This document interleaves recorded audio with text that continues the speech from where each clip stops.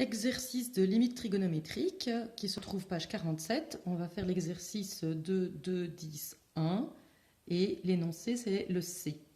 De nouveau, nous allons garder ces deux limites de base pour pouvoir s'en servir. Et ici, on va calculer la limite lorsque x tend vers 0 de tangente de x sur x. Si je remplace x par 0, tangente de 0, ça fait 0. Ici, ça va faire 0. Je suis bien dans un cas de fonction indéterminée.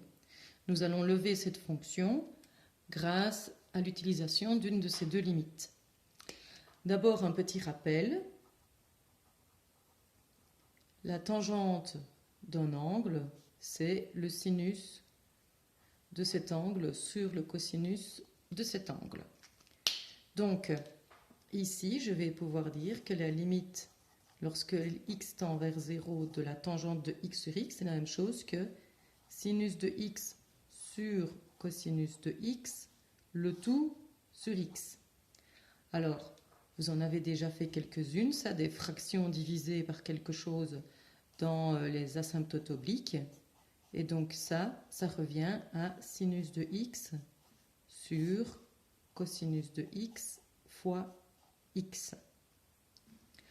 Une limite d'un quotient, c'est le quotient des limites.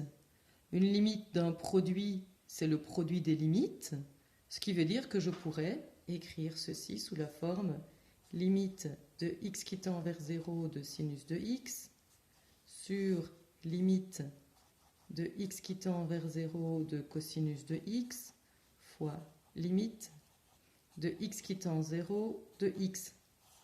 Alors ceci, ça ne m'arrange pas vraiment parce que moi je voudrais bien avoir une limite de ceci pour revenir à ça. Alors c'est pas grave, je vais la réécrire. Donc ça va me faire ici limite de x qui tend vers 0 de sinus de x sur x fois la limite de x qui tend vers 0 de 1 sur cosinus de x. Donc, ici, ça m'intéresse parce que comme ceci, je retrouve bien la valeur 1.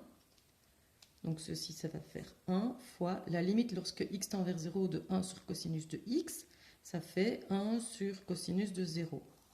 Cosinus de 0, ça fait 1, donc ça va faire 1 sur 1, donc tout ça, ça donne 1.